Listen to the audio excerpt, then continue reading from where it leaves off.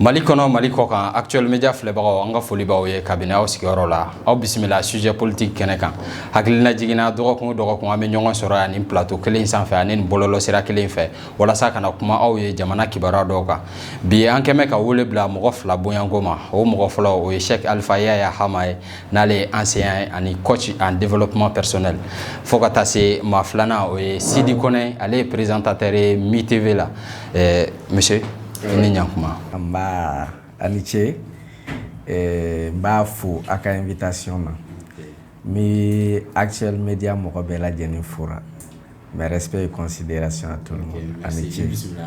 mba Alice ale bara an ka maa filanan Sidi Kone Sidi somɔgɔw bɛ di bon kɔrɔ arama ye wele ka n'i ka plateau kan yalasa an fɛnɛ ka se ka n'an da don bi babu la a diyara n ye a bonyana ma bon mi foli di Actuel Media filɛbaga ni a lamɛnni bɛɛ lajɛlen ma lamɛnnikɛla bɛɛ lajɛlen ma ani Actuel Media direction bɛɛ lajɛlen ani kɔrɔ arama mi yɛrɛ fo kosɛbɛ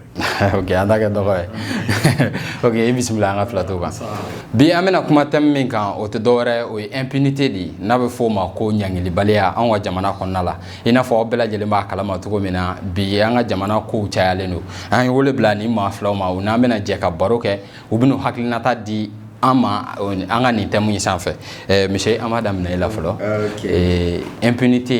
impunité n'i ye impunité fɔ i bɛ mun de fɔ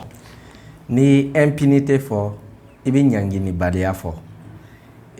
i b'a a ye n'a fɔra ko impunité o kɔrɔ ye o t'a tigi pini a ka kɛwale la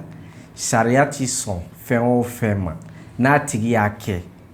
a tigi ti ɲangini a ka kan ka ɲangini cogo min code pénal bɛ min fɔ comme code du travail ninnu bɛ min fɔ a tigi ti ɲangini n'o kɛwale ye o de ye impunité ye misaliya n'i y'a jate minɛ yuruku ma ɲi ni yuruku kɛra n'a tigi ma ɲangini o kɔrɔ ye ko impunité bɛ yen ni maa ye maa fa n'a tigi ma ɲangini o kɔrɔ ye ko impunité bɛ yen ni maa ye maa ka wari minɛ a bɛ n'i lapasi nin na a tigi t'a kɛ maa bɛ wari minɛ ka dun a tigi ma ɲangini o ye impunité ye maa min bɛ faso wari dun a tɛ ɲangini o ye impunité ye impunité ka ca kojugu. Ne y'a faamu impunité o ye ɲanginibaliya ye. ok Sidi an bɛna e fan fɛ e yɛrɛ hakilinata ye mun ye jamana ye impunité ko la. kɔrɔ arama jamana in bɛ gɛlɛya o gɛlɛya la a bɛ impunité de n'i y'a ye an sera yan an bɛ gɛlɛya o gɛlɛya la tant que ni impunité bɛ jamana kɔnɔ jamana ba tɛ se ka sigi tant que ni impunité bɛ jamana kɔnɔ an bɛ gɛlɛya o gɛlɛya la a tɛ se ka duga solution foyi tɛ jamana la ka impunité to yen solution foyi tɛ se ka sɔrɔ gɛlɛya la ka impunité to yen n'i y'a ye an b'a la ko an ni minnu bɛ ɲɔgɔn na u ka marifa bila karisa min'o kɛlɛ dɛ Russie min'o kɛlɛ dɛ Faransi min'o kɛlɛ dɛ nin si tɛ tôt ou tard ni Russie nan'o kɛlɛ ka ninnu bɛɛ faga k'u ban ka ninnu kɛlɛ in ban pewu tant que ka impunité to yen mɔgɔ wɛrɛw bɛ marifa ta o kɔni o siga ka bɔ bɛɛ la tant que ka impunité to yen bi sisan i bɛ bɔ sisan ka taga Gabriel Touré kɔnɔ ka taga Mali dɔgɔtɔrɔsoba dɔ kɔnɔ i bɛ taa sɔrɔ dɔ dalen don duguma ko lite dɔwɛrɛ tɛ dɛ impunité de don impunité ne bɛ se k'a fɔ impunité ye gɛlɛya bɛɛ fa n'a ba ye. ok monsieur an bɛna e fan fɛ joona yalima jamana ɲɛmɔgɔw olu jɔda jumɛn bɛ impunité kɛlɛli la an ka jamana kɔnɔ. jamana ɲɛmɔgɔw olu ka place ba de bɛ impunité kɛlɛli na. N'i y'a ye impunité o impunité bɛ kɛra an ka jamana na jamana ɲɛmɔgɔw olu yɛrɛ ka kɛwale de man ɲi Seydou Badian y'o de fɔ ko kami b'a ɲɛmɔgɔ tɔn de filɛ n'i y'a ye dɔw bɛ kariyara ka sonyɛni kɛ o kɔrɔ ye o b'a lɔn ko ɲɛmɔgɔw fana gɛnni tɛ ni ɲɛmɔgɔw kun gɛlen don olu tɛ sɔn ka sonyɛni kɛ n'i y'a jate minɛ ka filɛ fɛn tɛ se ka kɛ dugu kɔnɔ ka sɔrɔ ko ɲɛmaa t'a kalama mais ɲɛmaa b'a kalama ko yuruku b'an ka jamana na kɛlɛ caman kɛra a fɔra ko justice bɛna kɛ mais kɔfɛ a ma justice foyi ye hali ni M5 ka kɛlɛ fana jateminɛ maa minnu fara a fɔra que justice mais fo bi a ma justice ye o ye impunité ye a fɔra jamana kɔnɔ ko yuruku man ɲi sariya sun kɔnɔ ni code pénal yɛrɛ ta ka filɛ ka article 3 ta article 3 y'a yira k'a fɔ hali n'i ma maa fa dɛ a b'i kɔnɔ k'i b'a tigi fa i muru ta k'i b'a faga i ma se k'a faga ko dɔ donna i ma se k'a faga o ye peine criminelle de n'i fɛngɛ ta n'i code pénal article 3 ta i bɛ fɛ ka ko lankolon o ko lankolon kɛ n'i y'a ta i kɔnɔ k'i b'a kɛ a kɛtɔ a ma kɛ ka ɲɛ a kɛcogo ra i ka ɲi ka pini mais an y'a ye ko maa o ma pini n'i ye article 4 fana ta code pénal kɔnɔ article 4 yi peine de mort fɔ a fɛngɛ a petit 1 a fɔlɔ petit 1 y'a yira k'a fɔ que ni mɔgɔ ye mɔgɔ faga code pénal y'a yira k'a fɔ a tigi ka ɲi ka faga o de ye peine de mort ye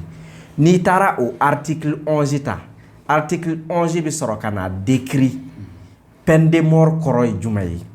peine de mort kɔrɔ ye a tigi ka lɔ k'a fusiller a b'an ka code pénal kɔnɔ. Voilà, o yɔrɔ de la ne ma min faamu nin code ninnu bɛɛ bɛ an ka jamana kɔnɔna la mais mun de la baara tɛ ka se ka kɛ. A baara tɛ se ka kɛ parce que maa caman tɛ code in nɔ hali an ka juge dɔw bɛ yen o tɛ code in maîtriser ka ɲɛ. mais o baara bɛ gɛlɛya. Voilà o de ye problème ye sinon a bɛɛ b'a kɔnɔ hali n'a y'a sɔrɔ juge dɔ bɛ ɲɛfɛ yan yɔrɔ la n b'a yira sisan n b'a livre bɔ k'a yɔrɔ yira a kɔnɔ a b'a kɔnɔ mɔgɔ o mɔgɔ b'a la k'a t'a kɔnɔ a ma tiɲɛ fɔ a bɛ yen a m'a kalan. Partie article 11 ta code pénal o b'a yira a tigi ka ɲi ka fusiller n'a y'a sɔrɔ a tigi kɔnɔman don o bɛ lɔ f'a tigi ka jigin n'a y'a sɔrɔ a tigi bɛ sin di den ma fo den da ka bɔ sin na ni muso don a bɛ sɔrɔ ka faga mais ni cɛ don a ye mɔgɔ faga a fana bɛ faga n'o kun bɛ kɛra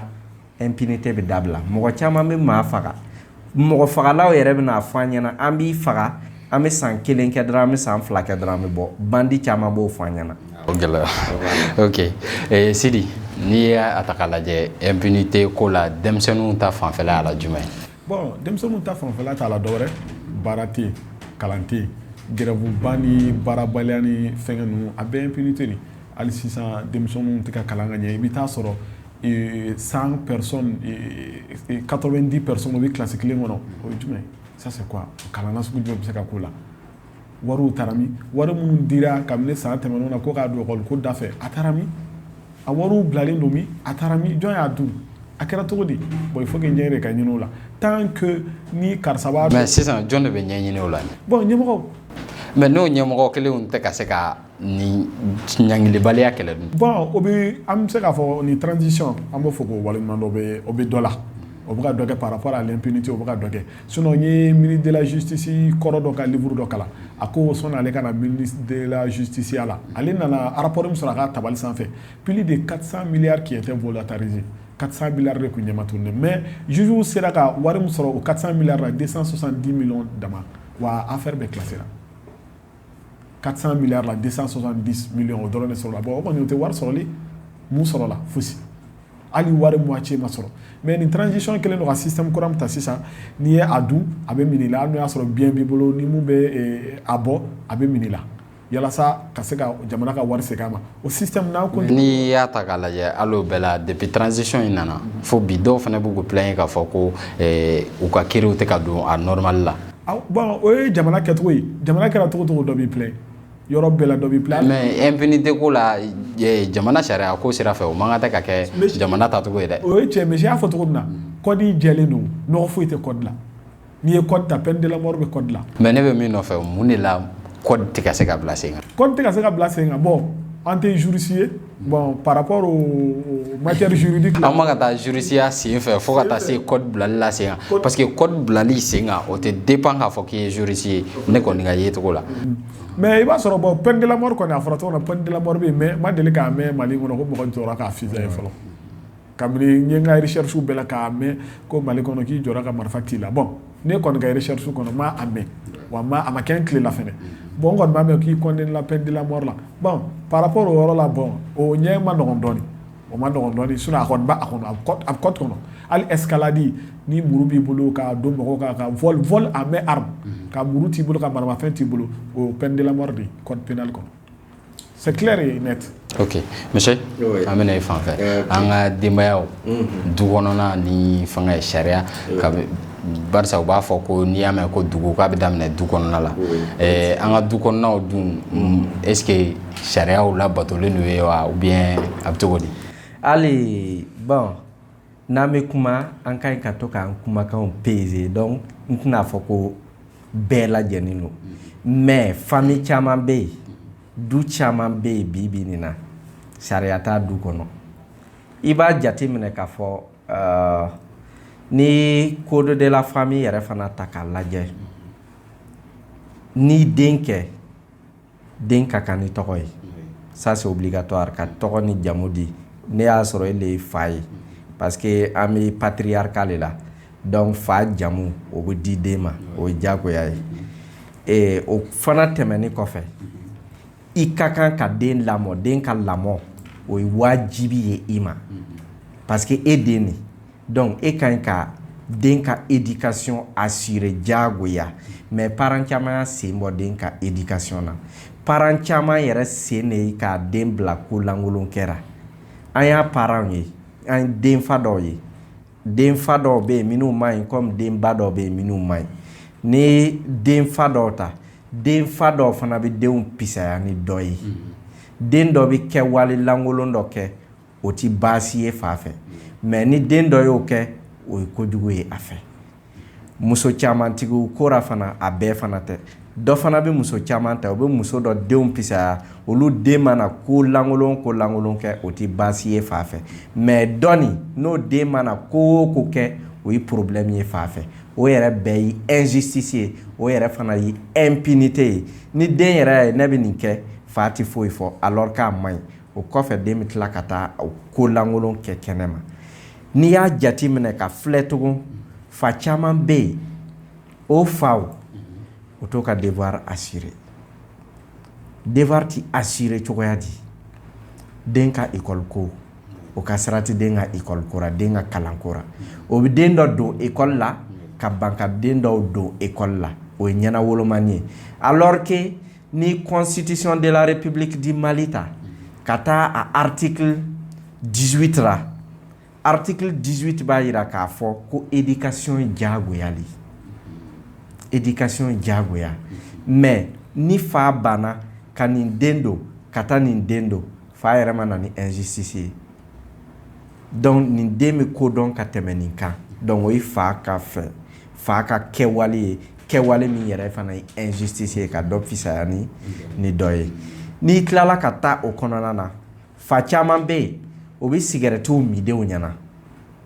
o bɛ banɛni kɛ denw ɲɛna o bɛ muru ta denw bamuso fɛ denw ɲɛna foyi ti bɔ a la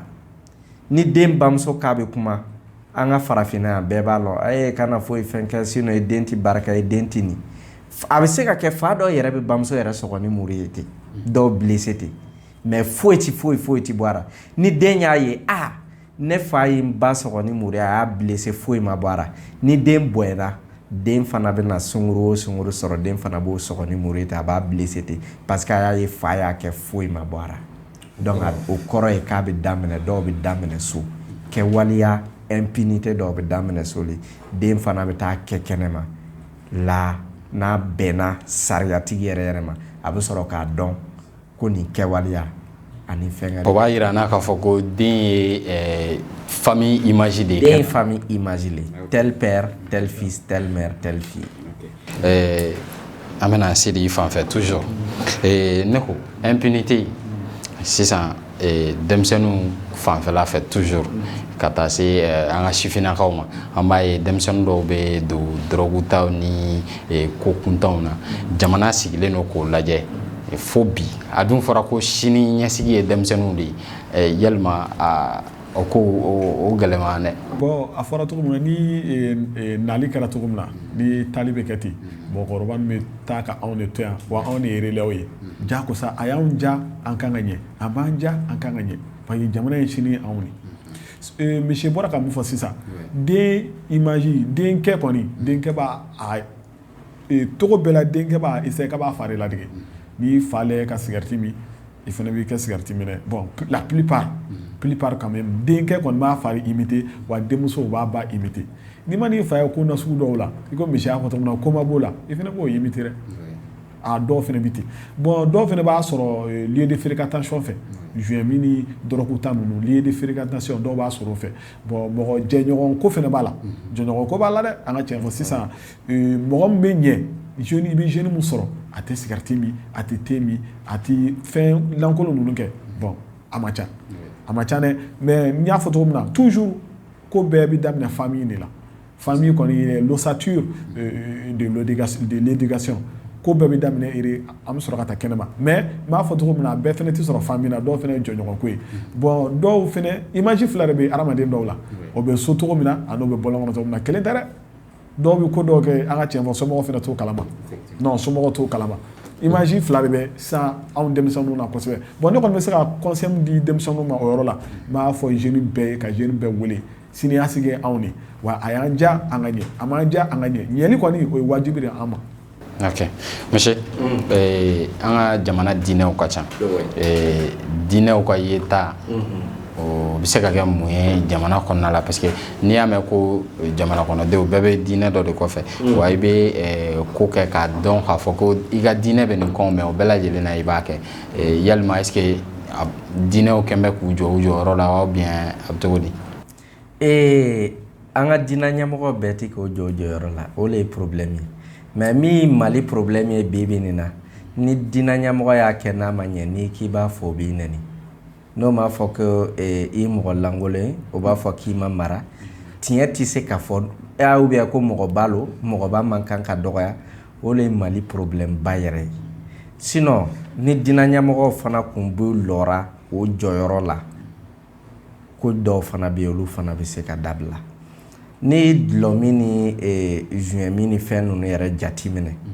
minnu bɛ sɔgɔniw kɛ ba caman y'an yɛrɛ ka silamɛdenw de c'est vrai que n ye silamɛ o ye tiɲɛ ye mais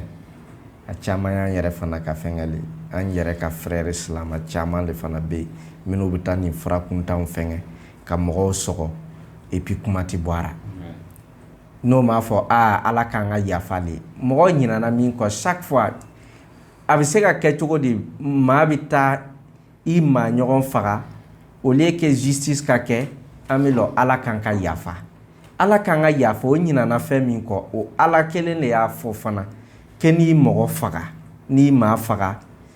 ni fɛngɛ témoin bɛ yen i y'a faga volontairement k'a sɔrɔ témoin bɛ yen témoin min bɛ naani bɔ i fana ni faka ka kan i fana ka ɲi ka lɔ k'i fa mais an ka diinɛ ɲɛmɔgɔw t'o yɔrɔnin fɔ ka ɲɛ sinon c'est ça qu'il faut n'a y'a sɔrɔ o tun bɛ kɛra yɛrɛ yɛrɛ la fana ko caman bɛ yen a bɛ dabila mɔgɔ baden bɛ sonyɛni kɛ o bɛ sonyɛniw kɛ an bɛ tila ka taa k'an ka yafa an ka yafa an ka yafa mɔgɔ bɛ miliyari sonyɛ n'a fɔra ko a tigi justice ka boli a kan an bɛ tila k'an ka yafa ɲɔgɔn ma bon c'est vrai yafa ka ɲi mais nin ko modèle ninnu ni yafa man kan parce que olu diinɛ ɲɛmɔgɔ minnu fana b'a fɔ ala k'an ka yafa yɔrɔnin dɔ fana bɛ yen m'o t'o yɔrɔnin fɔ ni kuranna fana kun ka ɲi ka appliquer a kɛcogo la mais nous sommes dans un pays laïque comme pays laïque lo bɛɛ bɛ se ka religion pratiquer min ka di ye mais ni silamɛ de fana b'ara ko an ka yafa ɲɔgɔn ma k'an ka yafa ɲɔgɔn ma sonyɛni mɔgɔ bɛ miliyari sonyɛ ko a ye sabari ala kama a kana denbayatigi malo o yɔrɔ de bɛ na n'a ye sinon silamɛya k'a bolo ka tigɛ o mais pourquoi an ma tila k'an ka yafa donc o yɔrɔ la silamɛw an ka fara justice kan ka sariya bato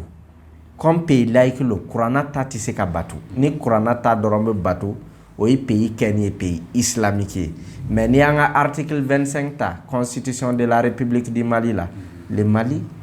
république laïque indépendante et indivisible donc du fait que laïcité b'a a kɔnɔ o laïcité kama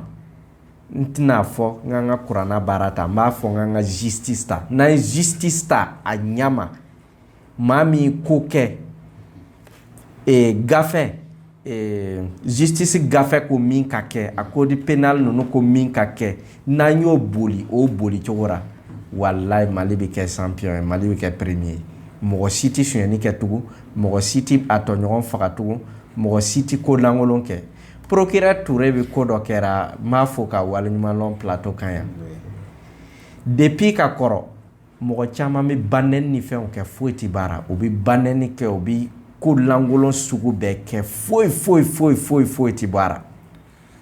hali n'i taara n'o ye k'i bɛ taa o convoqué n'i ma bama i yɛrɛ de bɛ problème sɔrɔ hali an ka polisi dɔw bɛ banɛni kɛ fɛn kɛra circulation na gendarme dɔw bɛ banɛni kɛ a caman bɛ yen nin si man kan ka kɛ mais procureur kama bi banɛni kɔni o caman nɔgɔyara parce que mɔgɔ caman y'a lɔn hali n'i fa ye fɛnkɛ de i fa ye commandant de ni banɛni kɛ ni Touré bɔra a kalama commune 4 procureur a b'a yiri la k'a fɔ n'i ma mara ale b'i mara. Ok, Sidi an bɛna i fan fɛ ne bɛ fɛ ka ɲininkali min kɛ yalima impunité in warali a bɛ bɔ fɛn min droit de l'homme mɔgɔw de ka sariyaw la wa bien parce que an b'a ye k'a fɔ ko dɔw bɛ yen nɔ n'i y'o ta k'i b'o ɲɛsin mɔgɔw ma ka sababu kɛ acte dɔw ye droit de l'homme b'a yira k'a fɔ k'olu ka sariyaw tɛ jɛn n'o ye yalima droit de l'homme ko de don wa walima ko wɛrɛ don min tɛ o sariyaw ye de. Bon an bɛ segin monsieur ka kuma ma toujours monsieur ko code pénal min bɛ Mali bolo ni Mali ye code pénal exécuté ka ɲɛ donc Mali sera champion fɛn bɛɛ b'a kɔnɔ n'i mana fɛn fɛn kɛ parce que code pénal ye fɛn jumɛn ye fɛn bɛɛ de b'a kɔnɔ k'a fɛn bɛɛ dama dɔn a b'a kɔnɔ ko kura foyi tɛ ka kɛ bilen kɔrɔlenw de bɛ ka kɛ code pénal kɔnɔ hali n'i mana taa mɔgɔ kolo bɔ kaburu don de la a ɲangili b'a kɔnɔ fɛn bɛɛ i bɛ ɲɛ bɛ fɛn fɛn kɛtɔla la sisan a bɛɛ ɲangili bɛ code pénal kɔnɔ a bɛɛ c'est bien déterminé bon droit de l'homme ko fanfɛla la bon n bɛ se ka mun fɔ bon droit de l'homme bon a bɛ fɔ ko droit de l'homme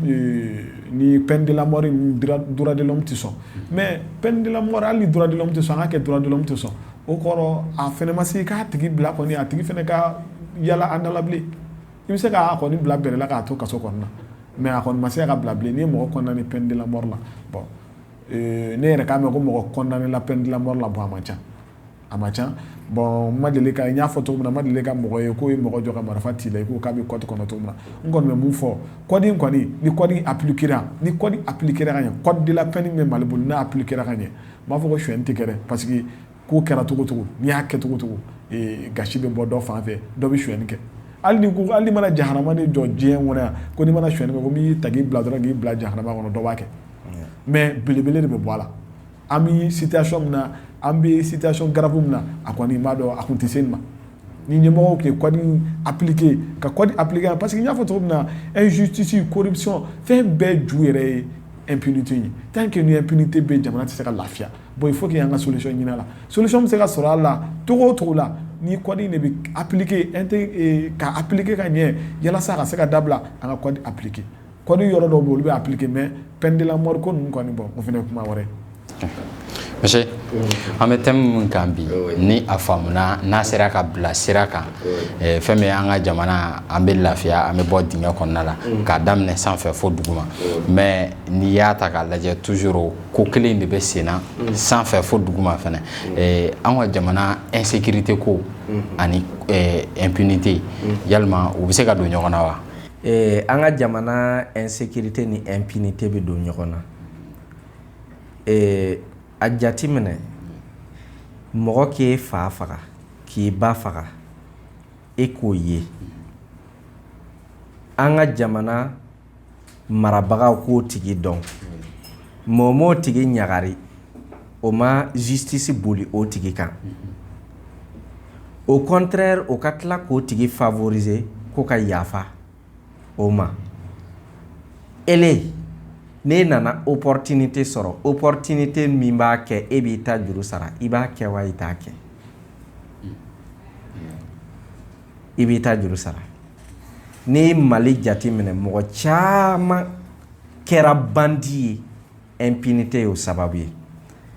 terrorisme ka fɛngɛ fanga sɔrɔ impunité y'o sababu ye fagali bi kɛ foyi ti bɔ a la a bɛ fɔ nin village taara attaquer o ye mɔgɔw minɛ ka faga foyi ti bɔ a la o ye minnu ka somɔgɔw faga ni se t'a tigi ye a tigi b'a lɔn kasi yɔrɔ t'a fɛ a bɛna taa a ma kasi yɔrɔ jumɛn ale somɔgɔw ka se ka venger la personne a tigi apprend no fɛn suguya bɛɛ ma i mana fɛn o fɛn proposer a ye pour que ale ka se ka venger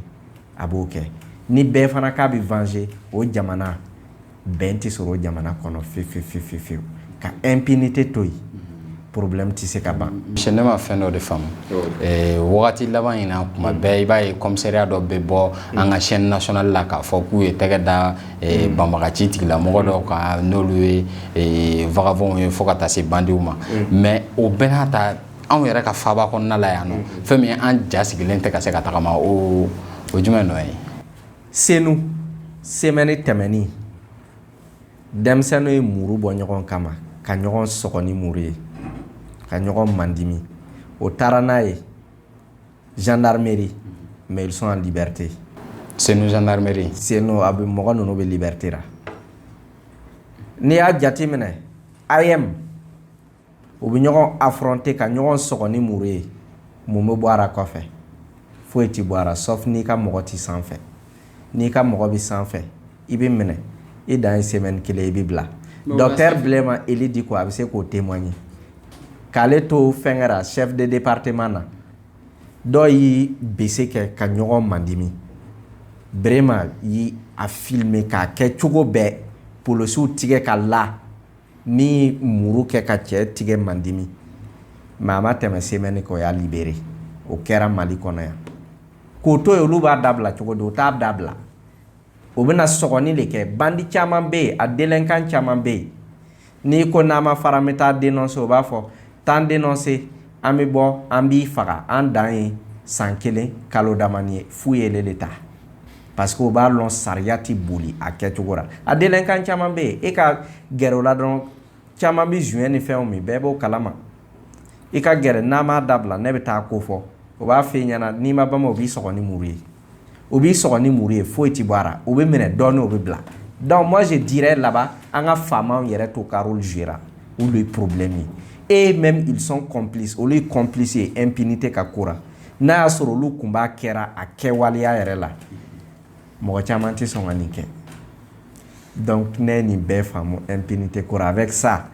bɛn tɛ se ka to Mali kɔnɔ paix tɛ se ka to Mali kɔnɔ jamais de la vie an mana kɛ cogo o cogo parce que mɔgɔw tɛ siran miliyari caman bɛ suɲɛ e b'a mɛn k'a tigi minɛna maliyɛnw an bɛ tigɛrɛ fɔ a tigi minɛna mais est ce que kɔfɛ e delila k'a mɛn nin tigi miliyari suɲɛ o y'a minɛ a ye miliyari in bɛɛ rembourser wa e y'o kuma mɛn ka ye Mali kɔnɔ non on veut ça n'a fɔra nin tigi miliyari suɲɛ miliyari da yɛrɛ yɛrɛ ka fɔ ka signer a tigi y'a rembourser wari remboursera voici l'argent en intégralité a kana fɔ a bɛ nin pourcentage sara ka nin pourcentage to yen non a ka wari sara en intégralité wari sarala a ka fɔ journal la bon a ye miliyari suɲɛ miliyari ye nin tigi bandi ye nin minɛna a ko tɔ taara kɛ cogo di bon a fɔra ko 5 ans ka se an ka sɔrɔ k'a ye kɛnɛma mais o bɛ se k'a fɔ tuma dɔ 2 ans bandiw bi an b'o photo ye maa ti tɛmɛ kalo 1 kalo 2 an bɛ bandiw kunbɛn o kɔrɔ ye ko faamaw yɛrɛ le ti fɛ impunité ka ban an civiliw an fantandenw de bɛ sa fu o ka sira t'a la. ok an ka miliyari dunna dɔ yɛrɛ kun ka kiri bilalen n'o ka tɛnɛn tɛmɛnen kɔnɔ mais o y'a bɔ a dɔgɔkɔrɔ hakilina jiginna an b'a yira u la k'a fɔ aw sɔgɔlen don sujet politique de la min bɛ ka tɛmɛ actuel media bɔlɔlɔ siraw sanfɛ aw bɛ se k'an sɔrɔ an ka Facebook ani YouTube kan actuel media walima a ka taa www.actuelmedia.net kan Sidi an bɛ na ye fan fɛ ko liberté d'expression n'o ye ko démocratie nana an bɛɛ yamaruya walasa min ka d'an da ye k'a fɔ ni dun y'a ta k'a lajɛ an ka réseaux sociaux sanfɛla kɛlen don ɲɔgɔn tigɛruma yɔrɔ ye a kɛlen don ko sugu bɛɛ kɛ yɔrɔ ye mɔgɔw b'u permettre ka fɛn dɔw fɔ min yɛrɛ ni adamadenya tabiyaw tɛ taa kuma tɛ k'a fɔ jamana marali sariyaw ma yalima jamana kan ka sanction jumɛn de ta walima n'o sɔrɔ sanction bɛ yen n'u tɛ ka se k'a labaara de ka ɲɛsin ninnu ma. bon a bɛɛ bɛ mara yɔrɔ de bolo mara ka gɛlɛn dɛ adamaden n'i marala ka ban c'est tout mais n'a fɔra adamaden ma k'i ma mara dɔrɔn dɔn a bɛ digi mɔgɔ la mais n'a kɔni fɔra k'i ma mara dɔrɔn ko bɛɛ tiɲɛni i ko misi y'a fɔ cogo min na an bɛ procureur fo k'a waleɲuman dɔn procureur nali procureur ka wuli ka jɔ caman bɔr'o la an ka tiɲɛ fɔ i tun bɛ nɛnini caman ni ba nɛni caman bɛ dɔnkili la mais sisan a ma nɔgɔn dɛ ni i ye banner k'i ka dɔnkili la i kɔni b'a dɔn o tile fila o tile saba i bɛ minɛ ka bila bɛrɛ la procureur fɛ o la an bɛ procureur fo k'a wale ɲuman dɔn wa an bɛ procureur tɔ bɛɛ wele ka wele so bɛɛ lajɛlen ma procureur bɛ baara min na o k'a dɛmɛ a la wa anw jamana kɔnɔdenw fana ka procureur dɛmɛ a ka baara la parce que n'i y'a mɛn procureur ka baara bɛ ka yiriwa tan anw jamana kɔnɔdenw fana nɔ b'a la dɛ n'anw tɛ procureur tɛ se ka baara kɛ ka se a dan na bon an bɛ jamana kɔnɔden bɛɛ lajɛlen surtout anw jeunes anw de ye relais ye anw de ye relais anw jeunes ye relais dɛ a y'anw ja anw de ye relais a m'anw ja anw de ye relais wa ɲɛli kɔni o ye jagosa anw ma toujours je le dis ɲɛli ye jagosa anw ma anw de bɛ ɲɛ anw bɛ ɲɛri an k'a kɛ cɛkɔrɔba ninnu o y'o se kɛ o ye dɔ kɛ relais kan ka d'anw de ma sisan bon n'o ye relais d'anw ma bon relais tɛ se ka d'anw ma n'i y'a ye cɛkɔrɔbaw fana tɛ confiance ba don an jeunes na dɔrɔgu tala cayara jouet minɛn cayara jeunes ka objectif tɛ dɔwɛrɛ samedi an ka taa boîte la an ka taa gulɔ min an ka taa non c'est pas ça jamana tɛ se ka jɔ o kan dɛ an kan ka lutter de k'an ta fɔ k'an ka hakilinaw yira jamana jɔ bɛ se ka kɛ cogo min na k'an ka hakilinaw yira toujours mara yɔrɔ in don mara yɔrɔ in de don mara kɔni ni mara ye adamaden jɛ fɛn bɛɛ ye jɛ dɛ k'a fɔ ni mara ye adamaden jɛ fɛn bɛɛ ye jɛ réseaux sociaux kan bon an bɛ Ture fɔ toujours tiɲɛ yɛrɛ la caman bɛ ka bɔ a la caman bɛ ka bɔ a la mais an bɛ fɛ a ka dabila yɛrɛ de o la an bɛ procureur tɔw invité ka juge tɔw invité ka magistrat tɔw invité o ka fara Ture kan an ka ni kɛlɛ kɛ ɲɔgɔn fɛ. Ok monsieur an bɛna solution kunda e bɛ mun sɔrɔ ka proposer an ye ka ɲɛsin impunité ma an ka jamana kɔnɔ. Ka impunité ban Mali kɔnɔ a ka nɔgɔ kojugu. N'i y'a mɛn ko impunité bɛ kɛra sariya le tɛ boli la. Premièrement minnu ka kan ka impunité kɛlɛ n'olu fara n'o impunité kɛlaw kan sanction le ka ɲi ka taa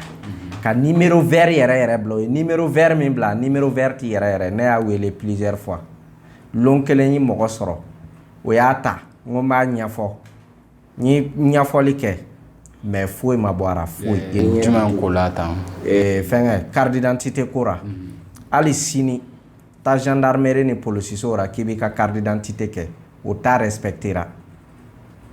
beaucoup ne respectent pas bɛɛ b'o kalama Mali kɔnɔ mais foyi ti bɔra a la on dirait je sais même pas normal lo a fɔra ko 1000 francs i bɛ taa n'i ka photo ye photo den 4 ye i bɛ den 3 le di ka timbre 100 ta san ale ni timbre 40 ta o le bɛ di mais olu bɛ mun kɛ i bɛ taa n'i ka photo ye i bɛ timbre san o bɛ tila ka 1000 minɛ i fɛ ou bien ka 800 minɛ i fɛ dɔw yɛrɛ ta ye 2000 o bɛ minɛ Mali kɔnɔ bɛɛ b'a kalama foyi ti bɔra a la alors que versement bɛ ka kɛ o ye 200 on dirait que versement min bɛ ka kɛ o ye 200 ye donc o kama o ka fɛnw prix k'a sɛbɛn gendarmerie bɛɛ dara ani policisow dara dɔgɔtɔrɔso ra fana consultation ni mun ni mun ni fɛnw prix o k'a bɛɛ fixé k'a bɛɛ sɛbɛn a dara ka mɔgɔ ta ka bila gendarmerie kelen kelen bɛɛ ra dɔgɔtɔrɔso ninnu bɛɛ ra ministère la yuruku yuruku b'o o kelen na ka mɔgɔ ta ka bila pour des contrôles anti corrupteurs k'o cellule créer cellule yɛrɛ k'o cellule créer ka bila ni min ko nin di ou bien hali ni mɔgɔ y'i minɛ circulation na 200 di 400 di numéro vert ka sɔrɔ o numéro vert o ka se ka contacter mais service ra ka mɔgɔ ninnu ka cellule yɔrɔ dayɛlɛ o yɛrɛ fana bɛ dɔ bɔ fɛn kɛra chômage ra u bɛ dɔ bɔ chômage ra o tigi ka bila n'i taara k'i b'i ka carte d'identité kɛ n'o ko i ka na ni 800 numéro vert n'a ti marché o ka service bureau bɛ i bɛ taa don dɔrɔn voici ne nana n ko min ka carte d'identité kɛ o ye 400 o ye 800 minɛ fɛ o bɛ 1000 minɛ fɛ a ko gɛnni ye c'est fini o b'a yira k'a fɔ kabini polisi minnu bɛ carte dilan fo ka taa bila commissaire la ka taa fo sanfɛ o bɛɛ lajɛlen bɛ nin ko in o bɛɛ lajɛlen b'a kalama mais o ti kuma na n'a ye nin fɔ yɔrɔ caman plateau o plateau n bɛ taa n bɛ nin yuruku yuruku modèle fɔ dɔgɔtɔrɔso ra o kelen de dɔgɔtɔrɔso ra bi bi nin na a fɔra ko premier soin ni maladie nana n'a ka jugu kojugu premier soin o ye 0 francs ye mais n'i ma wari bɔ an ka dɔgɔtɔrɔ ti maga i ma bɛɛ b'o kalama mais o si ti kuma parce que an ka faamaw se b'olu ye n'o banana dɔrɔn u bɛ boli ka to o musow furakɛ ou bien o denw furakɛ extérieur la donc ils s'en fichent des enfants de pauvres o ka sira ti o ko ra école ko fan fɛ n'i y'a mɛn fana o ti cɛgu donna école la parce que o si den ti yan loi dɔ ka bila n'i kɛra faama ye jagoya i ka furakɛ yan yɔrɔ la jagoya i den ka école kɛ école publique ra n'i ti sɔn o ma ministre ya i bi jɛ a kɔ président ya i bi jɛ a kɔ député ya i bi jɛ a kɔ maire ya i bi jɛ o kɔ mɔgɔ min mɔgɔ faga volontairement o ka sabari o ka article appliqué wallahi n'o ye article ni appliqué mɔgɔ kelen na mɔgɔ faga ti kɛ Mali la tugun pepepewu o y'an ka serifuba den faga pourquoi parce que impunité bɛ yen n'a y'a sɔrɔ mɔgɔ fagala minnu bɛ yen olu kun fagara min a den ni sɔgɔ ni muru ye a kun ti kariya k'a kɛ ayiwa Siri amine fan fɛ e ka solution ye jumɛn ye bon solution tɛ dɔwɛrɛ ka sariya labato bon ka kiiri tigɛ a ɲɛma bon minnu fɔra n'i mana nin kɛ n'i mana mɔgɔ faga i ka faga n'i mana wari dun i k'an ka wari sara o dɔrɔn de solution ye solution jan tɛ koyi bɛɛ bɛ solution dɔn koyi an bannen de don bɛɛ bɛ solution dɔn ni solution ye n'i yɛrɛ solution ma ka taa yɔrɔ jan ka sariya labato dɔrɔn o dɔrɔn de solution ye ka sariya labato i ko il faut wa bɛɛ kɛ kati jalen kɛ n'i taara commissariat la n'u ko k'i ka 1000 sara kana sara bon mun ye problème ye anw fɛnɛ population fɛnɛ de b'a dɔn ju la dɛ i bɛ polisi bɛ population ne minɛ circulation na sisan i b'a mɛn ne de da fɔlɔ ko patron k'an b'a ko kɛ cogo di e minɛna avion titi kunna o ko bɛ kɛ cogo di i bɛ taa avion tiri ta ka na mais est-ce que o bɛ sɔn o ma k'a fɔ ko i minɛna avion titi kun a yɔrɔ la mais i bɛ moto jɔ ka taa avion titi ta ka na est-ce que o bɛ sɔn minnu kɔni kɛra ne ɲɛna ne yɛrɛ delila ka minɛ polisiw dɔ fɛ n ko n ka avion tɛ bɛ so a kɛra ba kɔfɛ sogonin kɔ a y'a to n taara n ka avion tɛ ta so ka na o ban man ka k'o la o a dɔw fana ma ɲi dɛ a dɔw ma bon kolon bɛ yɔrɔ bɛɛ la fɛn kɛra cogo cogo kolon bɛ yen mais a dɔw ju b'an na n'i taara commissariat la n'o ko carte d'identité 1000 i bange i ka 1000 di n bɛ n ka 1000 di mun na 1000 ma fɔ ne y'a fɔ ko 200 de don ani n bɛ n ka timbre ni n ka fɛnw san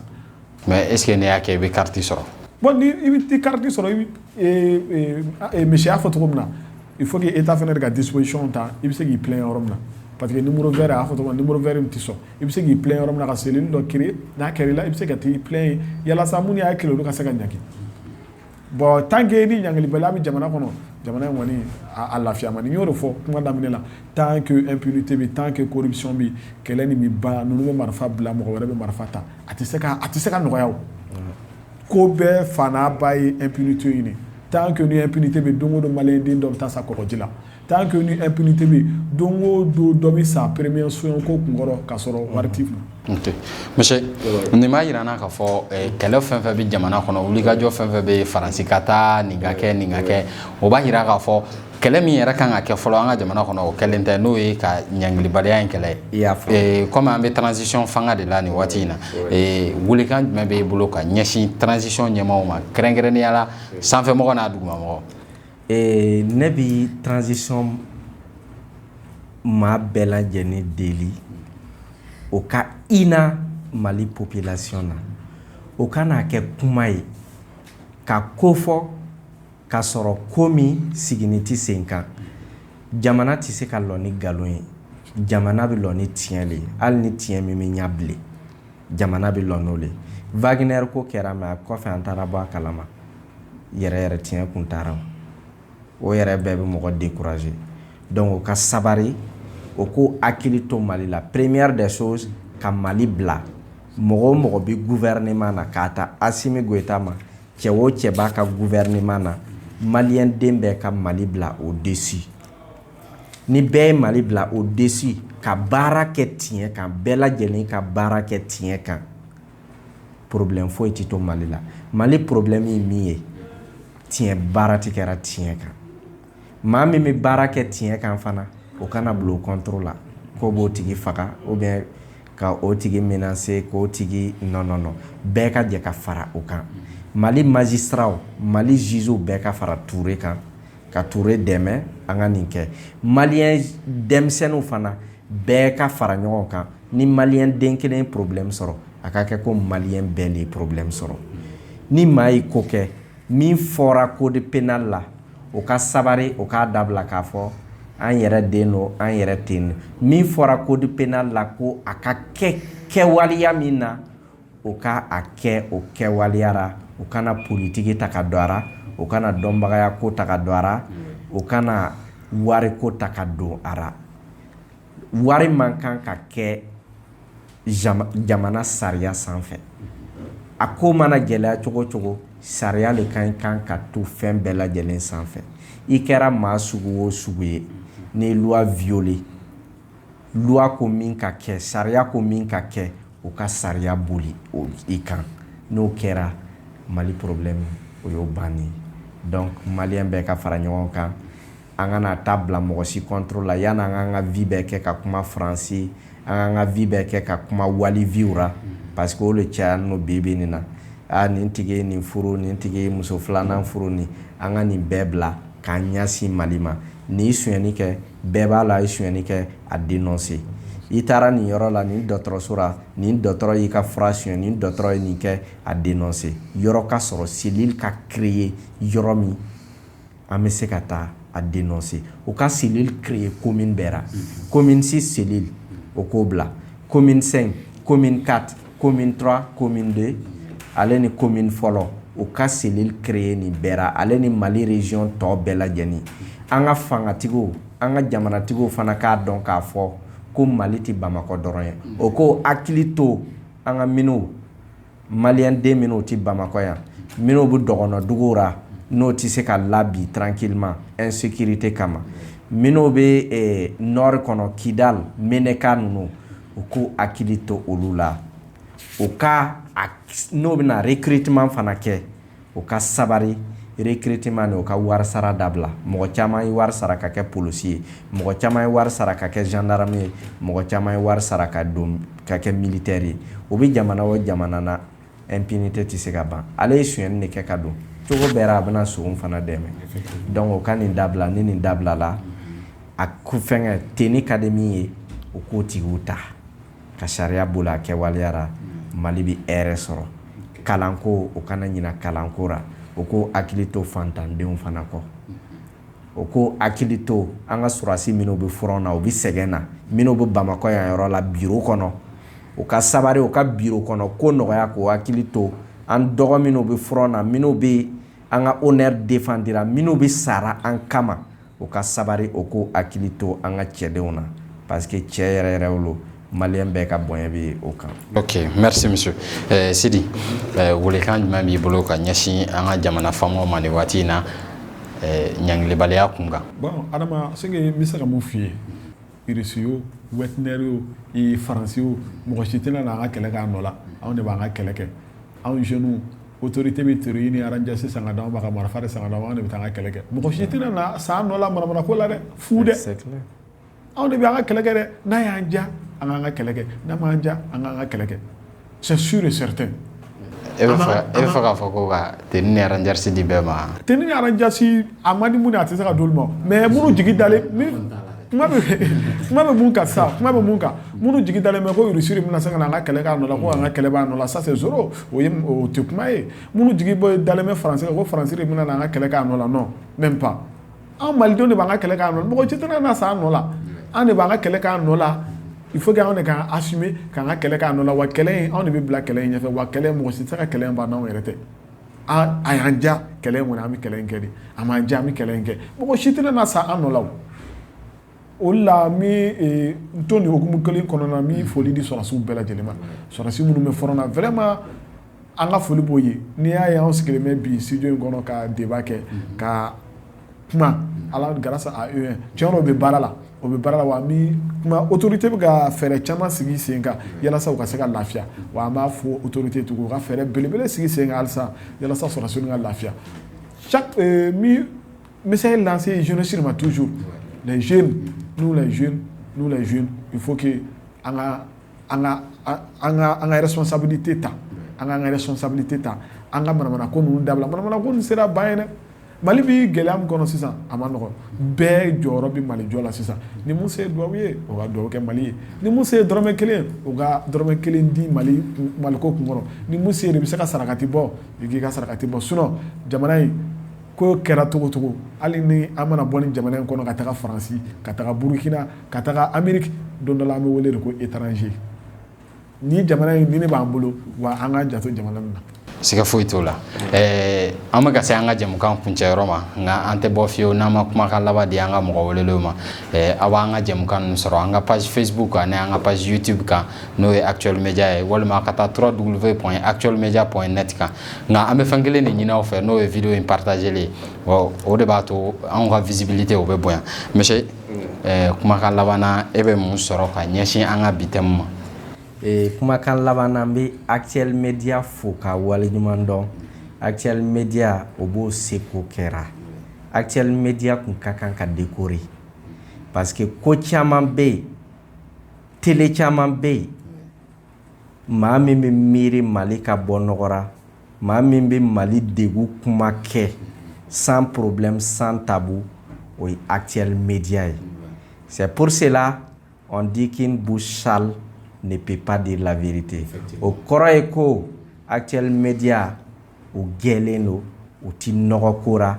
o kamale o bɛ nin thème sugu ta thème min bɛ se ka kɛ Mali bɛ taa ɲɛ cogo bɛɛ lajɛlen na. Donc n bɛ autorité m'o deli an ka Mali bila au-dessus de tout ka jeunesse wele jeunesse o ka wuli ka bɔ sunɔgɔra ka drogue min ni shisha min ni joint min ni fɛn ninnu dabila an ka fara ɲɔgɔn kan an ka baara kɛ maa si tɛna Mali bɔ nɔgɔra maliyɛndenw nɔ na. C'est pour cela Thomas Sankara ko que l'esclave qui n'est pas capable d'assumer sa révolte ne mérite pas que l'on s'apitoie sur son sort. Cet esclave répondra seul de son malheur s'il se fait des illusions sur la condescendante suspecte d'un maître qui prétend l'affranchir. Seule la lutte libère.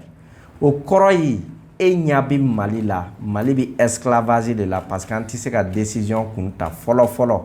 tiɲɛ ka pisa Asimi ale kununa a y'a yira k'a fɔ Mali ti Faransi ta ye Mali bi se ka décision ta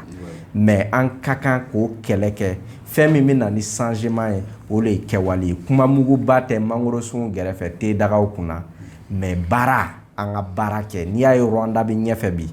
c'est pour cela ça dû à leur travail parce que o ye baara bila fɛn bɛɛ ɲɛ Mali kuma k'a fɔ dɔrɔn Mali ti kɛ tan Mali ti fɛn kɛ tan non baara le Thomas Sankara o kelen y'a fɔ qu'il ne suffit pas d'appeler le nom de médicament pour être guéri mais il faut le prendre donc o kɔrɔ ye jeunesse an ka fara ɲɔgɔn kan an ka Mali bɔ nɔgɔra n'an ma Mali bɔ nɔgɔra an denw ou an mɔdenw sini o b'an nɛnɛ o b'a fɔ an fa an ba ninnu ye fugariw le o ma se ka ko kɛ an ye donc an kana to histoire k'an rattraper faisons mieux comme nous passera ka tɛmɛ an kan Thomas Sankara que soit maudit celui qui ne fait pas mieux que ses parents donc nous aussi faisons mieux que ceux qui sont passés la jeunesse c'est pas demain la jeunesse c'est aujourd'hui unissons-nous car l'union fait la force. Ok, merci monsieur. Sidi ka kumakan laban ye jumɛn ye? Bon kumakan laban tɛ dɔwɛrɛ bon Mali ne b'an bolo wa an ka janto Mali na an ka janto Mali na dɛ Mali ne b'an bolo kumakan laban ye min ye bon ni mi wele bila transition mɔgɔw ma o k'o cɛsiri a ma nɔgɔn ko mun tiɲɛna san caman kɔnɔna na ko san damadɔ tile damadɔ ko ka n'o ɲɛnabɔ a ma nɔgɔn mais anw de bi population ani anw de b'an fanga fara autorité fanga kan sa yalasa ko in ka se ka ɲɛ ko in ɲɛli b'an bɛɛ de arranger n'a tiɲɛna si ka bɔ t'o la dɛ hali ni mɔgɔ ka bɔ b'a la majorité ka bɔ t'a la mɔgɔ damadɔni olu de ka bɔ bi sɔrɔ a la mais a ɲɛ o de ye bɛɛ o de ye damu ye an bɛɛ lajɛlen ma o la mi tasi bila kɛ minnu bɔlen don sigiyɔrɔ la kɛlɛ in sababu la ani minnu binna kɛlɛda la an ka sɔrɔsiw an bɛ tasi bila ko o bɛɛ lajɛlen ma ala ka ɲin'u la k'o dayɔrɔ sumaya minnu fana déplacé an bɛ tasi bila kɛ ka s'o fana ma ala ka kɛlɛ in ban wa ala ka Mali kisi. O siratigɛ de la an b'an profiter an ka micro fo ka taa se an ka caméra ma walasa ka tasi bila kɛ ka taa Mali sɔrɔsi bɛɛ lajɛlen yɔrɔ kɛrɛnkɛrɛnnenya la minnu tora kɛlɛ in kunna ani ka dugawu kɛ minnu bɔra u sigiyɔrɔ la nin tun y'aw ka jɛmukan de ye sujet politique min labɛnna anw fɛ k'a lase aw ma an ka wele bilalen tun don maa minnu ma o tun ye monsieur Cheikh Alifa Yaya Hama n'ale ye ancien développement personnel coach do ani socio-anthropologue do ma flana o tun ye Sidi Kone ka bɔ MITV la ale ye présentateur ye wa étudiant do fana ne tun ye Adama Kulubali ye dibila baara kɛbaga o tun ye mɔgɔ fila ye Mamadu Bilali Kulubali fo ka taa se Mamadu Jim ma an b'a fɔ ye ko aw sɔgɔlen ka to an na n'Ala sɔnna ma a tɛ fɔ aw jigi kɔ aw k'an bɛn diɲɛ waati wɛrɛ